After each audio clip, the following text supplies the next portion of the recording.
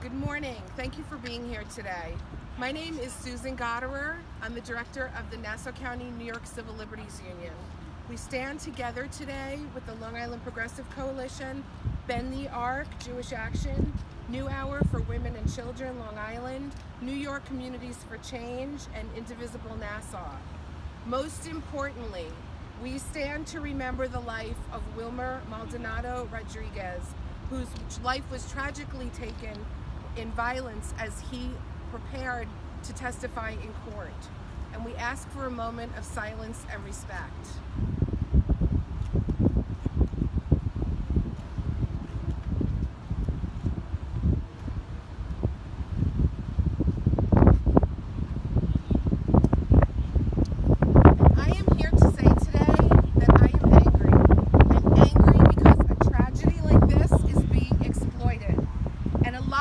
Tragedies are also being exploited by a misinformation campaign fueled by a political agenda.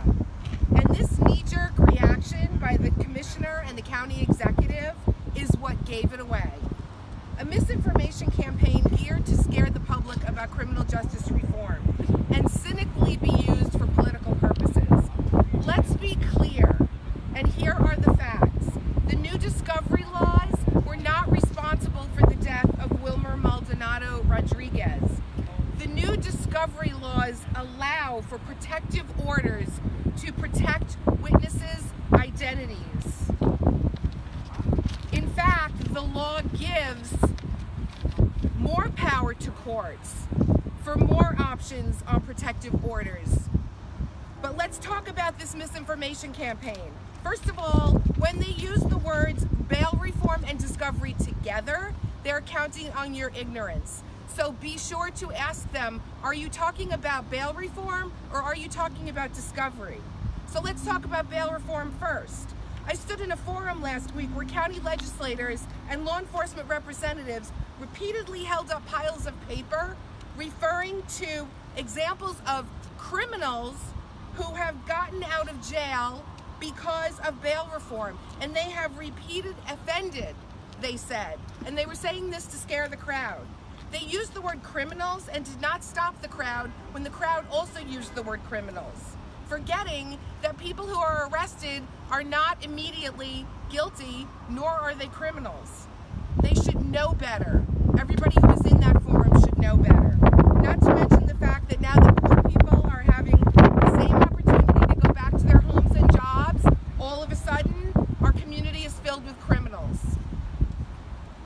Let me share some facts about the stories that have been going around in the misinformation campaign.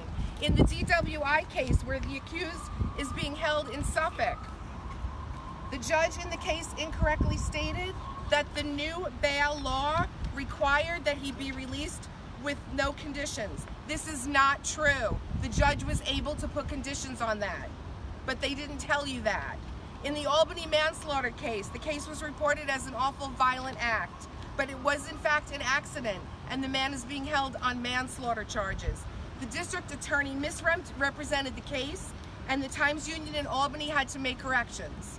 In Nassau County, the case of the woman with mental illness who repeat offended 4 times, she was mentally ill, and yet our police commissioner said that she ought to be in jail where she could get the help she needed. I'm going to repeat that. Where she could get the help she needed. The last time I checked, the Nassau County Jail did not have a full-time psychiatric unit, nor training for its corrections officers. Now let's talk about discovery. I stood in that forum last week with those legislators and law enforcement leaders where person after person claimed that the new discovery law would automatically allow a suspect to have the victim's name and address, when the authorities in the room knew better. Here are the facts. The law allows for the possibility that only the defendant's attorney may have that information, not the defendant themselves. The law also allows for expansion of the list of good cause for protection orders, not a decrease in the list. Then they proceed to whip that crowd right into a political frenzy and vote out the radicals. This is proof, I saw it with my own eyes, that this is a political campaign and people are being exploited. They are exploiting the technical nature of the law, the difficulty difficulty in understanding it and taking advantage of the public to spread fear, counting on the fact that we won't challenge the facts or their stories, and it's too complicated to understand. Well, it is not too complicated, and we are correcting it. I'd like to introduce you now to Chaplain Kim from the Second Baptist Church of Baldwin. Good morning. Morning. Let us pray. Eternal God, the creator of the heavens and the earth, we ask that you hear our cry today. Hear our cry for justice. Hear our cry for our people who are being criminalized for being poor.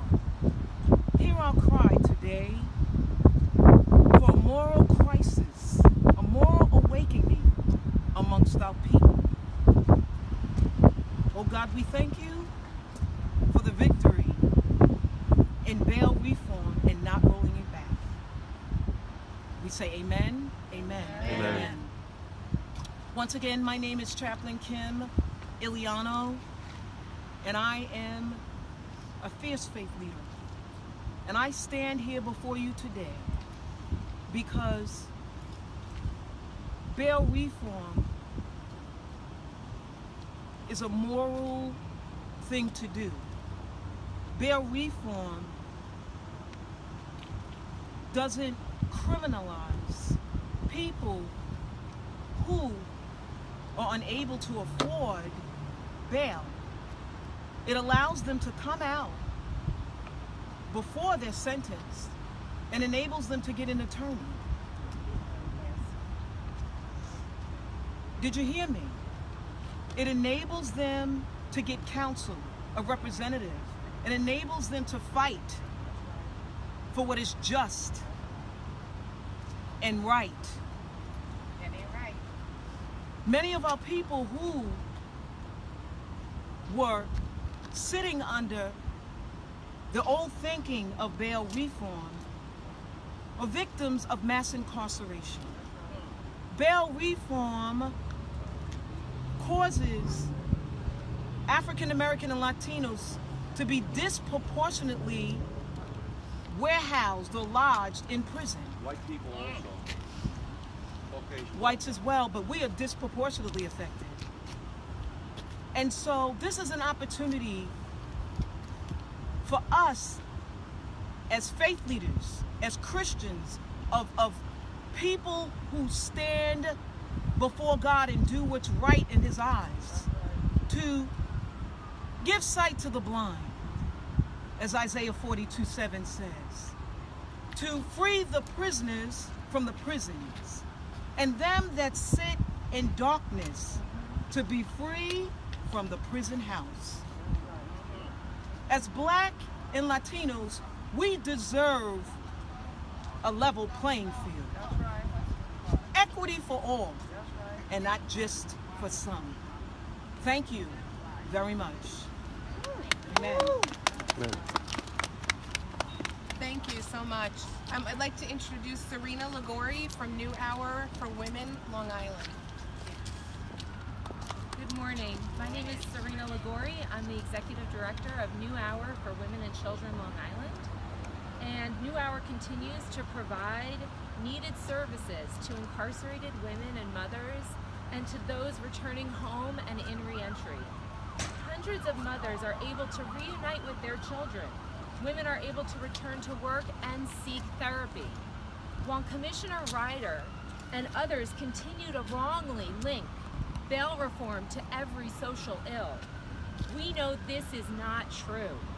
Bail reform simply allows those without money to be afforded the same American justice system, the privileges that everyone else with nonviolent offenses has. It is access to freedom until they are proven innocent or guilty in a court of law. We believe in equal justice. While we're a small nonprofit, we've been able to provide internships to women coming home on bail. We're able to provide a safe environment and supportive services, and what we need is more of that. more legal advocacy, more mental health services, more re-entry services. And what we know to be true is that the tragic failure of the courts and the justice system for Mr. Wilmer Maldonado Rodriguez should never have happened. What he needed was protection. He lived without safe housing and without resources. Before testifying, he was homeless. All this should have been and could have been afforded to him as a crime victim. When we continue to blame bail reform, instead of pointing to the lack of housing, the lack of mental health resources, and the lack of reentry programs like New Hour offers, we're getting it wrong. And we're losing. We're losing lives like Mr. Maldonado Rodriguez's. We have to do better today. That's right. Yes. Amen. That's right. That's right. Yeah.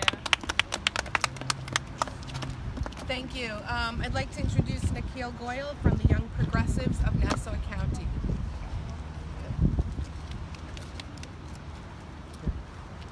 Good morning. My name is Nikhil Goyal. I am a sociologist and I've been an adjunct professor at New York University in the prison education program, where I've taught sociology of education at Wallkill Correctional Facility. I'm also the co-founder of the Young Progressives of Nassau County. Today we are here to mourn the death of Wilmer Maldonado Rodriguez and say that his death was a senseless death that should have never happened in the first place. Right. And we are also here to stand in solidarity with those who support criminal justice reform and to stand against the fearmongers who use hate and racism to divide and conquer our communities. Right. If we love this country, we cannot look away from the conditions in our jails and our prisons. They are not fit for human beings. They are barbaric conditions that are not fit for anyone deserving of humanity and justice. Let us repeat the facts. The United States is the prison capital of the world. We hold a quarter of the world's incarcerated population, yet only have 5% of the world's population. They are disproportionately African American, Latino, and indigenous, and nearly all are poor. For too many, incarceration has become a rite of passage. Instead of investing in jobs, in education, in housing, in healthcare, we have put more and more money into building new prisons and locking people up. Right. Now, at a time when criminal justice reform has never been stronger, there is a loud and vigorous movement to go backwards. And if we look at the course of history, as a sociologist and someone who has been studying the historical periods and moments throughout American life, it is very clear that if you look at whether it is Reconstruction or Jim Crow or the Civil Rights Movement or the presidency of Barack Obama, whatever you might see in American history, there are always moments of vigorous resistance to progressive policies and change. So that is why we have to stand firm in supporting bail reform and these new discovery laws. We cannot let the fearmongers win. Now, we stood here a few weeks ago to honor the lives of those who have been killed and because of criminal justice, the criminal justice system. For example, people like Kalief Browder, who was accused of stealing a backpack and thrown into Rikers Island for 3 years, including 2 years of torture and solitary confinement. Why? Because he was poor. His crime was being poor. And he would take his life in 2015.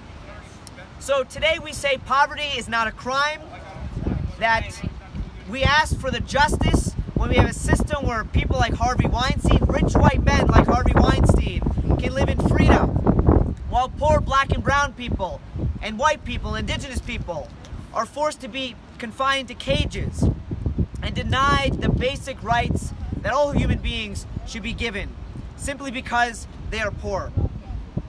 So I stand here as a activist and an advocate to say that the craven lies of County Executive Laura Curran and other public officials are disgraceful.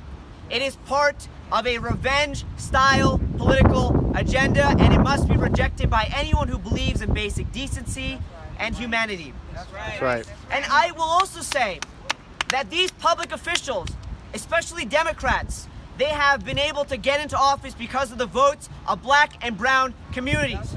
They refuse, they forget that as soon as they step into office. Yet they are supporting the rollback of the most basic and humane criminal justice reforms. You know, they come to our churches and our community centers and our homes to ask for our votes for the weeks leading up to Election Day. When they step into office, they turn their backs on the most vulnerable people in Nassau County. That is disgraceful, and it must be condemned. That's right. That's right. So I will close with this. We talk a lot about crime and drugs and all sorts of social dislocations. Yet why is it that in the richest country in the history of the world, we have 40 million people who are living in poverty? We have people who don't have decent housing, who don't have clean water, who do not have equitable public education. This is a distraction from the real problems that are affecting working class Americans here in this country. Yes. So we stand here in solidarity for bail reform, for criminal justice legislation, and to say to the fearmongers, you will not win. Thank you. Yes. Thank you so much. I'd like to introduce Kayla Glick from Bend the Arc. Woo. Hi, my name is Kayla Glick, and I'm a community organizer with the members of Bend the Arc Jewish Action here on Long Island. We represent progressive Jews on Long Island across the state of New York, and our organization represents Jewish people nationally who believe in standing in solidarity with those who are impacted by this cultural system of mass incarceration. Our Jewish community today grieves the tragic death of Wilmer Maldonado Rodriguez, who was courageously planning to testify in an upcoming case. And in the Jewish tradition, we say Zichrono Livracha, which means may his memory be for a blessing. And today we're here not only to mourn the loss of a sacred life, but we are also here to express our outrage to those who would politicize a tragedy for their own political agenda. Yes. Since the news of Mr. Rodriguez's death, Nassau County DA Madeline Singas, Nassau County Police Commissioner Ryder, and Nassau County Executive Laura Curran have wrongfully blamed New York's discovery law for this tragedy. And that is not true. It is not true that the discovery law is to blame for Mr. Rodriguez's death. The judge presiding over this case legally can and should have issued a protective order to keep Mr. Rodriguez's identity confidential. And blaming this new discovery law or the bail reform law for this tragedy is not only factually untrue, but it is shameful. That's right. It's a politically calculated move to mislead the media, to mislead public officials, and to mislead the public here in New York about pretrial reforms in order to stoke fear and score political points at the ballot box. We know that these reforms are not what they're saying they are. These reforms are actually basic reforms that are bringing freedom to thousands of New Yorkers who were being unfairly and needlessly incarcerated before. Our Jewish community stands among Long Islanders of conscience who will not allow this misinformation campaign to happen. Our public officials must not play political games with the freedom and dignity of thousands of New Yorkers who are impacted by the bail and discovery reform laws. And we call for a public apology from DA Singas, Police Commissioner Ryder, and County Executive Curran for their role in spreading misinformation. Yes. As Jews who believe in the dignity and the sacredness of every human life, we mourn the tragic loss of Mr. Rodriguez, and we affirm that we will keep fighting to protect the deeply needed pretrial reforms, bail reform and discovery reform, which are bringing needed justice and equality to thousands of New Yorkers across this state. Thank you so much. Thank you so much, everybody, for coming today. I just want to remind the public and the press, please be careful about the information that you're taking in and how you're taking it in. This is a concerted and dedicated misinformation campaign to exploit your lack of knowledge and to prey on your fears. And I would also like to say to County Executive Curran, you have a task force that's looking over these laws. You have only law enforcement on the task force, and we call on you to put advocates and formerly incarcerated individuals on the task force as well. Yes. Police Commissioner Ryder, we invite you into the spaces where we are holding forums. There is one at the Unitarian Universalist Church in Shelter Rock on the 27th, which you have canceled for some reason. We would love to invite you back to sit on that panel. Thank you everybody for coming, and God bless. Woo!